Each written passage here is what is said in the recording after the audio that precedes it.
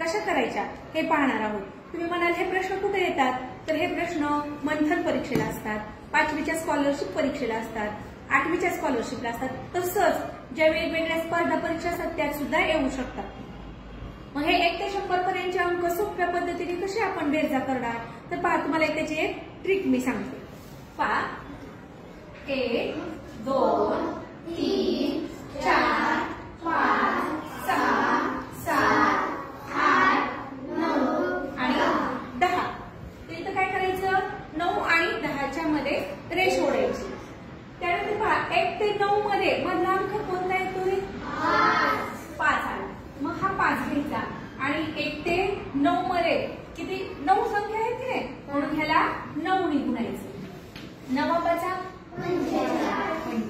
45. या 45 मध्ये इथं खाली राहिलेले 10 आहेत ना, ते मिसळायचे. अधिक 10 5 5 4 1 5. किती आली रे बेरीज, 55 आली ना. आपण करून बघूया 55 येते का. 2 ने 3, 3 आणि 3 6, 6 आणि 4 10 आणि 5 15 आणि 6 21, 21 आणि 7 28, 28 आणि 8 36, 36 आणि 9 45 आणि 45 आणि 10 आली का 55 बेरीज. हे 1 ते 10 ची आली. आता आपण 11 ते 20 ची करून पाहूया. पहा 11 12 13 14 15 16 17 18 19 आणि 20. इथं पण आपण 19 आणि 20च्या मध्ये रेष मारून घेतली.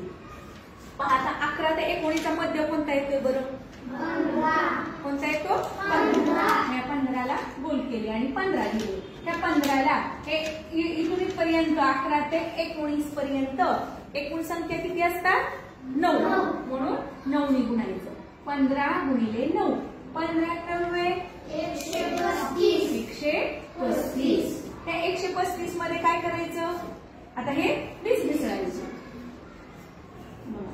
5 5 3 आणि 2 5 1 1. किती आली रे बेरीज, 155. आता इकडे पहा, इथं आता 20 पर्यंत झालं का. आता आपण 21च्या पुढे पाहूया. 21 22 23 24 25 26 27 28 29 आणि 30. आता इथं पण तसंच करायचं. इथं 29 आणि 30च्या मध्ये रेष मारली. इथं वर्ण अंक राहिले. ह्या 9चा मध्य काढायचा. किती येईल, 25. बरोबर. किती आला, 25. मग ह्या 25 इथं लिहून घ्यायचे आणि ह्या 25 ला काय करायचं आपण, 9 अंक आहेत की नाही एवढे, म्हणून 9 ने गुणायचं. 25 90 सांगा बरं, 225. बरोबर. 25 90 225. त्या 225 मध्ये काय करावं लागलं आता आपल्याला, 30 मिसळायचे. लक्षात आले तुमच्या आता. मग 5 5 3 आणि 2 5 2 2. किती आली रे बेरीज, 255. 21 ते 30 ची बेरीज आली 255. आता 1 ते 10 ची बेरीज 55. 11 ते 20 ची बेरीज 155. 21 ते 30 ची बेरीज 255. काही लक्षात येते का तुमच्या, काय झालं रे इथं 55 इथं 155 तिथं 255 म्हणजे 100. म्हणजे काय झाले, 100 ने फरक पडला. म्हणजे काय कमी झालं का वाढलं, वाढले. इथं 100 ने वाढत गेलेले आहे. त्यानंतर पहा आता आपण, तुम्ही म्हणाल इथं झाले तसंच पुढच्या सगळ्या पाड्यामध्ये होणार आहे. आता जर आपण 31 ते 40 घेतलं तर त्यामध्ये सुद्धा 100 ने वाढणार आहे. मग ह्याच्यापेक्षा 100 ने जादा म्हणजे किती रे, 355. करेक्ट, 355. म्हणजे आपण सगळेच लिहून घेऊया बघा. 1 ते 10 ची किती, 55. 11 ते 155. 12 ते नाही 21 ते 30 255. 31 ते 40 355.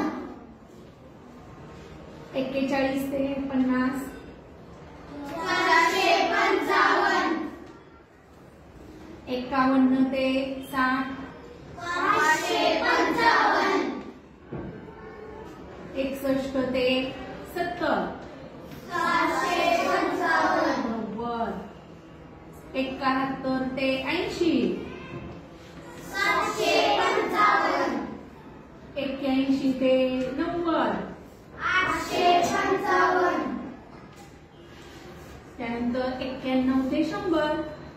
955. पहा, आपण फक्त एक ट्रिक वापरली, पहिल्या 3ची बेरीज केली तर आपल्याला लगेच कळलं की पुढे सुद्धा सगळ्यांच्या बेरजा काय होणार, 100 वाढणार आहे. म्हणून आपण तशा केल्या. आपल्याला सगळ्या कळायला ते 100च्या बेरजा आहेत नाही. आता जर आपल्याला 1 पासून 100 पर्यंतची बेरीज काढायची असेल तर काय करायचं, या सगळ्यांची बेरीज करायची आहे की नाही, म्हणजे येईल. बरोबर. किती येणार ह्या सगळ्यांची बेरीज मिळून? 5050. या सगळ्यांची बेरीज किती येते? 5050. म्हणजे तुम्हाला समजलं का काय झालेलं आहे? तर इथं आपल्याला 1 ते 10ची जी बेरीज काढली आपण, त्याच्यावरून आपण जर पुढच्या सगळ्या बेरजा काढत गेलो तर त्या 100 काय झालेले आहेत, वाढत गेलेले आहेत. आणि त्यामुळे आपण असं सगळ्या 1 ते 100 अंकांच्या बेरजा काढू शकतो. आणि परीक्षेत येणारे जे वेगवेगळे प्रश्न असतात, 1 ते 10 अंकांची बेरीज सांगा, लगेच सांगू शकतो. किंवा 21 ते 30ची सांगा. 1 पासून 50 पर्यंतची बेरीज सांगा म्हटलं तरी आपण लगेच काय करू शकतो, 1 पासून 50 पर्यंत एवढ्यांची बेरीज करू शकतो आपण. 1 ते 50 अंकांची बेरीज लगेच आपल्याला इथं मिळून जाते. बरोबर आहे ना? त्यानंतर सांगितलं की 51 ते 100ची बेरीज सांगा, तरी आपण फक्त इथून एवढ्या अंकांची बेरीज करू शकतो. म्हणजे आपल्याला एवढ्या एका ट्रिक मधून खूप असंख्य प्रश्नांची उत्तरं देता येतील. समजलं तुम्हाला? छान.